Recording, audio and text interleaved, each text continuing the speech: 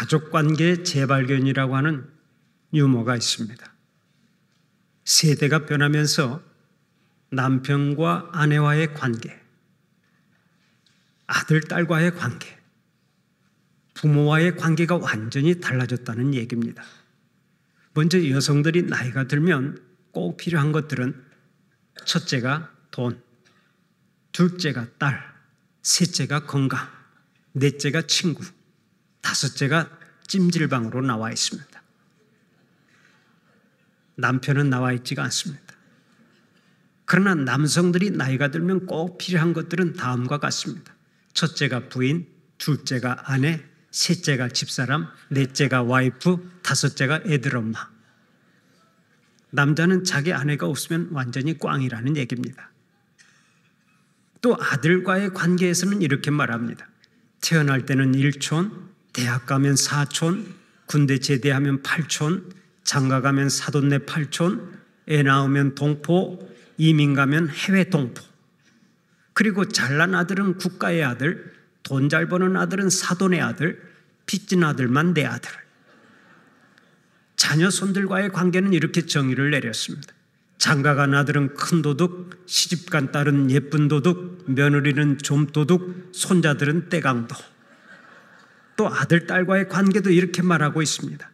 장가간 아들은 희미한 옛사랑의 그림자, 며느리는 가까이 하기엔 너무 먼 당신, 딸은 아직도 그대는 내 사랑. 그런가 하면 자녀들의 메달 순위도 이렇게 정해놓고 있습니다. 딸 둘에 아들 하나면 금메달, 딸만 둘이면 은메달, 아들 하나 딸 하나면 동메달, 아들만 둘이면 목메달. 지금까지 말씀드린 것들은 절대로 정답이 아니니까 시험에 드는 사람이 없기를 바랍니다. 다만 현대를 살고 있는 사람들의 생각과 풍조가 이러니까 그냥 참고만 하시면 좋겠습니다. 우리가 가정에 대한 이야기를 많이 하는데 사실 하나님께서도 이 세상을 창조하실 때 제일 먼저 가정을 만드셨습니다. 교회를 먼저 만드신 것이 아닙니다. 각 나라의 정부부터 조직하신 것이 아닙니다. 하나님께서는 이 땅에 가장 먼저 가정을 설립해 주셨습니다. 그리고서 제일 먼저 하신 말씀이 오늘의 본문 28절에 나오는 말씀입니다. 생육하고 번성하여 땅에 충만하라. 하나님께서는 인류 최초의 사람 아담과 하와에게 친히 말씀하셨습니다. 생육하고 번성하여 땅에 충만하라. 하나님은 어제나 오늘이나 영원히 동일하신 분입니다. 그분 하나님께서 오늘 또 우리에게 똑같이 말씀하십니다. 생육하고 번성하여 땅에 충만하라. 우리는 이 말씀에 아멘으로 화답하고 하나님께서 예비하신 복을 충만히 누리는 자들이 되어야 할 줄로 믿습니다. 잊지 마십시오. 생육하고 번성하는 것은 하나님의 명백한 뜻입니다. 하나님은 우리의 가정이 생육하고 번성하기를 원하십니다. 땅에 충만하기를 원하십니다. 그러면 하나님께서는 우리의 가정이 어떻게 생육하고 어떻게 번성하기를 원하십니까? 성경에 아주 좋은 모델이 소개되어 있습니다. 그 가정이 어떤 가정입니까? 바로 야곱의 가정과 요셉의 가정입니다. 야곱처럼 생육하고 요셉처럼 번성하는 가정이 최고로 아름다운 가정이요 복 있는 가정이 되는 것입니다. 사랑하는 우리 성도들은 하나님께서 바라시는 대로 야곱의 가정처럼 생육하고 요셉의 가정처럼 번성하는 가정이 되시기를 축원합니다. 그러면 우리가 어디에서 어떻게 생육하고 번성해야 하겠습니까? 먼저 집안에서부터 생육하고 번성해야 합니다. 우리가 아는 대로 이스라엘의 족장 야곱은 자녀를 총 13명 두었습니다. 아들 12명과 딸 하나를 두었으니까 총 13남매를 낳았던 것입니다. 그들 중에서 12명의 아들들이 이스라엘의 12지파의 족장들이 되었고 마침내 이스라엘이라고 하는 국가를 형성하는 중요한 인물들이 되었습니다. 얼마나 놀라운 일입니까? 야곱은 생육하고 번성하는 복을 누렸고 오늘날까지 그의 이름이 찬란하게 빛나고 있습니다. 그런데 오늘날 우리 대한민국의 현실은 어떻습니까? 최근 우리나라의 출산율은 0.6명까지 떨어졌습니다. 여성 한 명이 평생 낳을 것으로 예상되는 평균 출생아 수인 합계 출산율이 0.6명대로 떨어져서 세계 1위를 달리고 있습니다. 많이 낳는 것으로 1등이 아니라 적게 낳는 것으로 1등인 것입니다. 지난 2024년도에 우리나라에서 출생한 아이들은 그 숫자가 총 24만 2,334명입니다.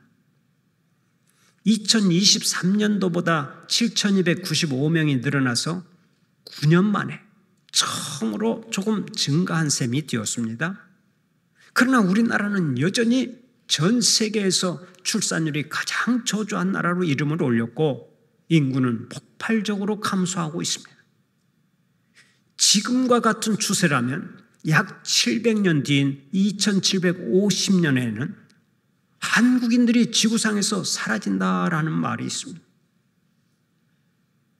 앞으로도 출산율의 변화가 없게 되면 인구는 점점 감소해서 우리나라는 120년 후에 인구 수가 1,000만 명으로 급속히 줄어들고 2198년에는 300만 명, 2379년에는 10만 명, 2503년에는 인구가 10,000명밖에 남지 않습니다.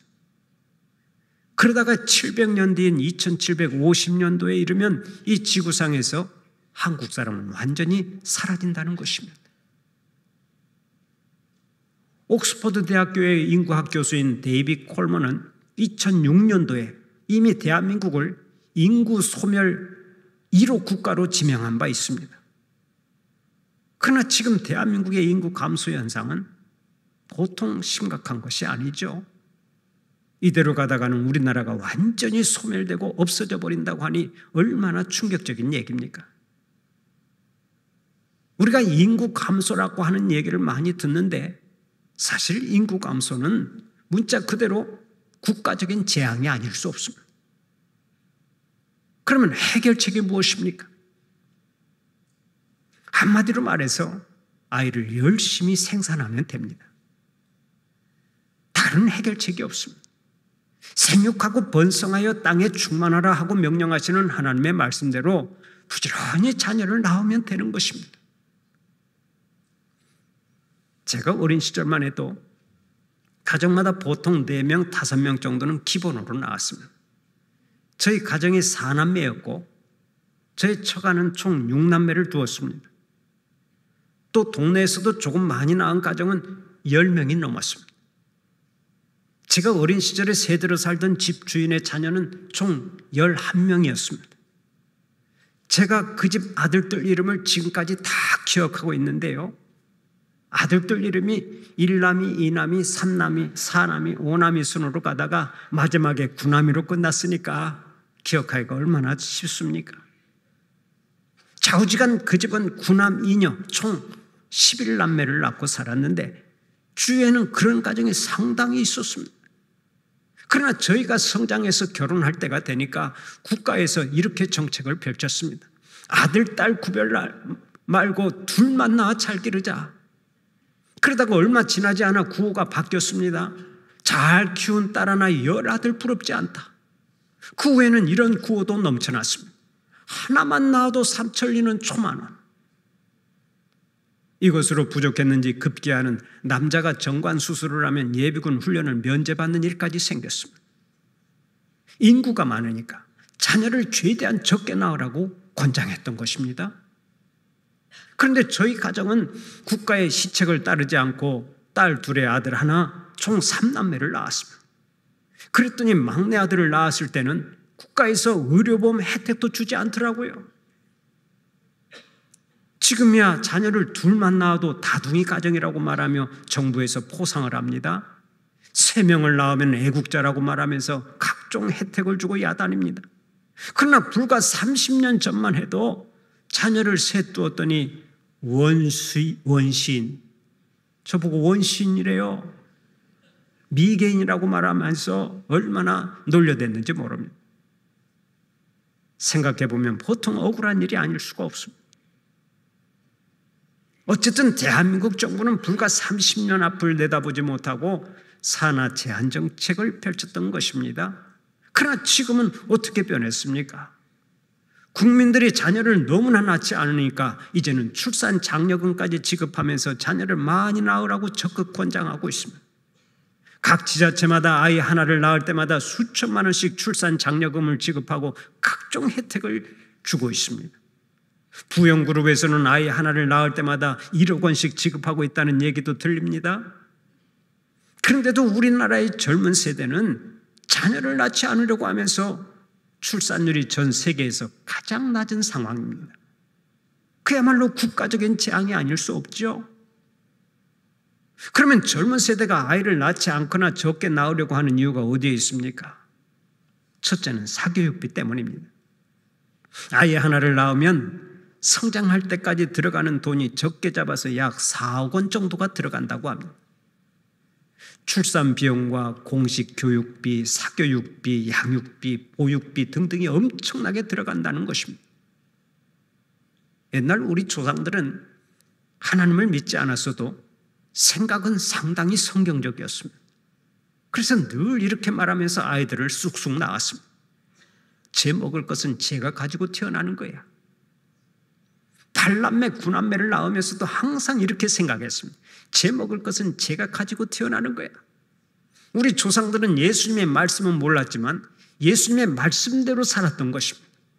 마태복음 6장 26절을 보면 오늘도 주님은 이렇게 말씀하시죠.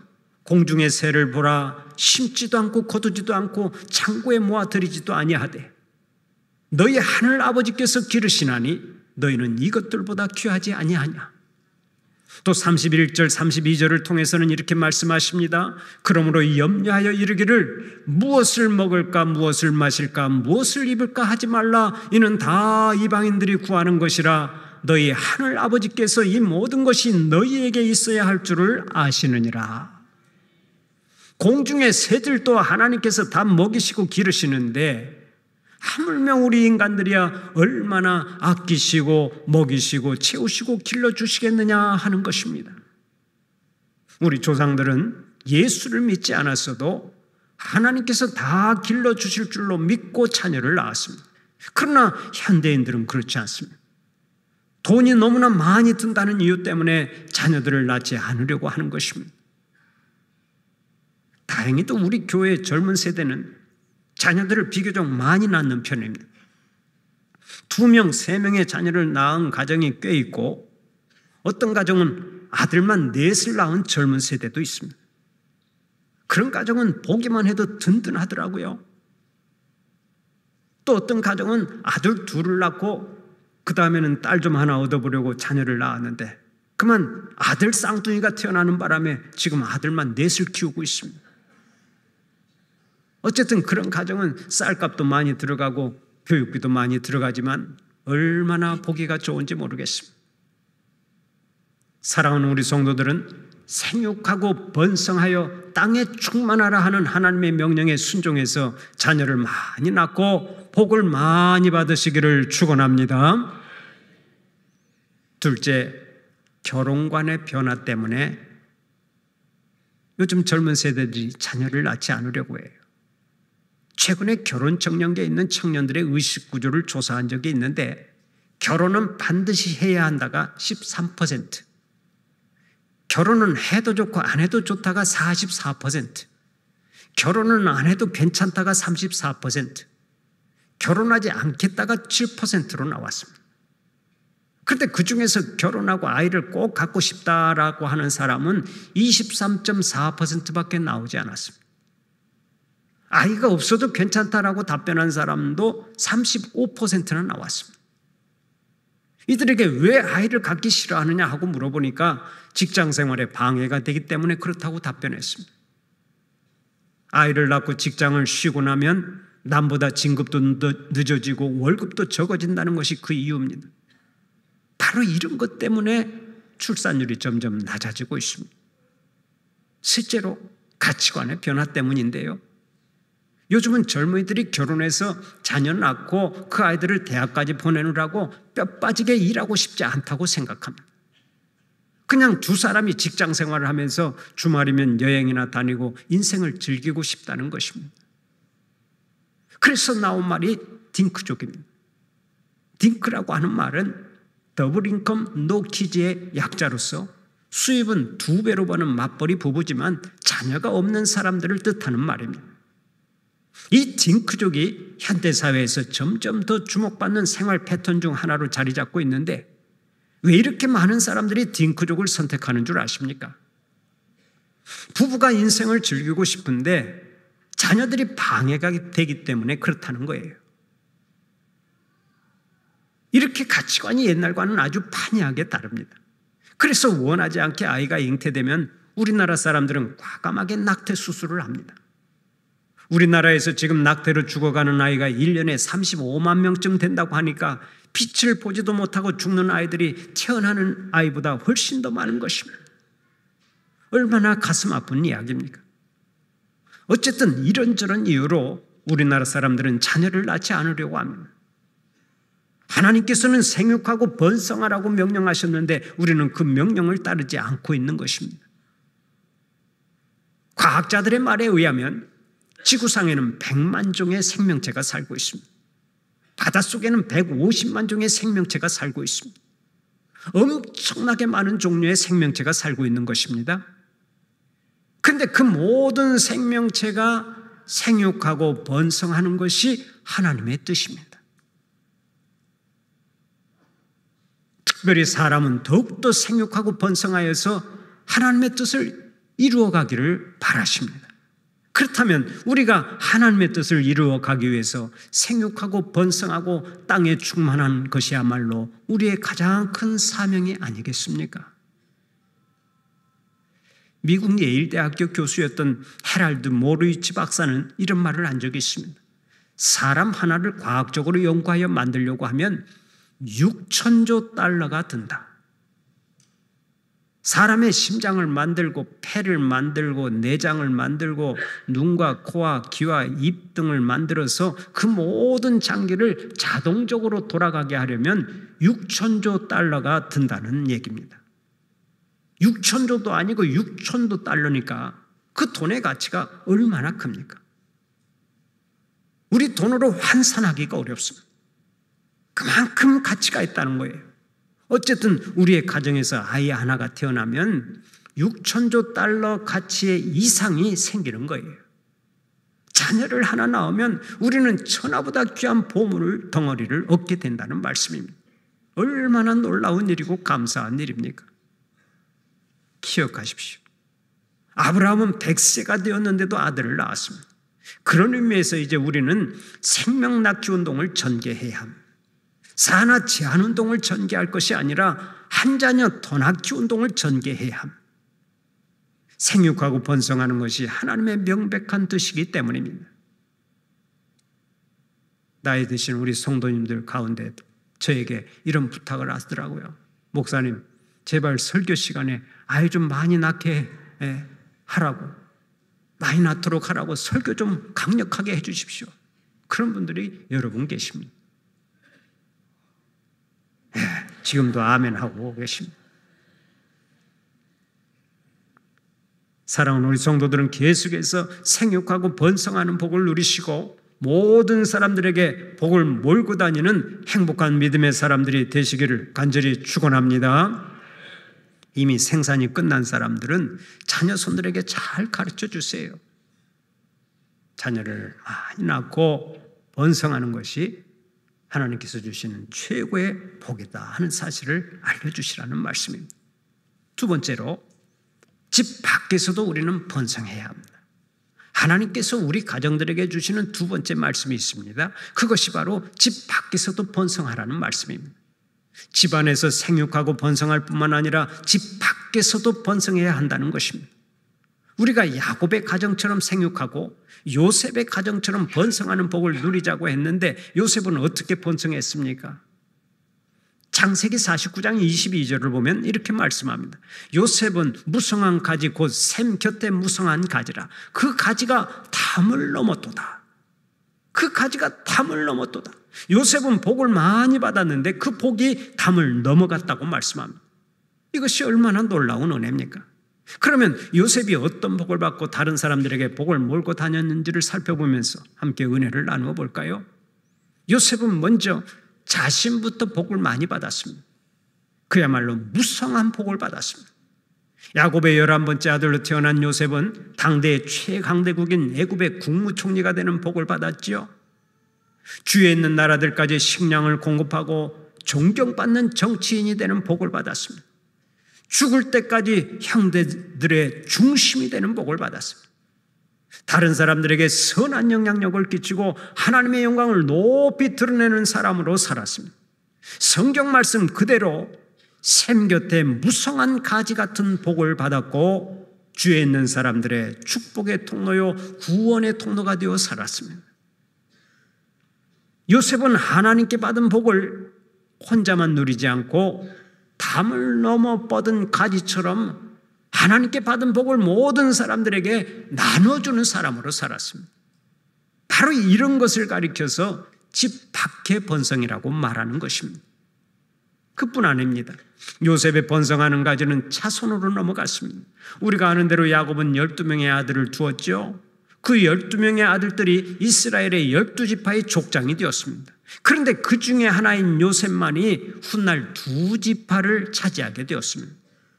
요셉의 두 아들인 에브라임과 므낫세가 부친인 요셉을 대신하여 다른 삼촌들과 대등한 위치에 독립된 2지파를 형성했기 때문입니다.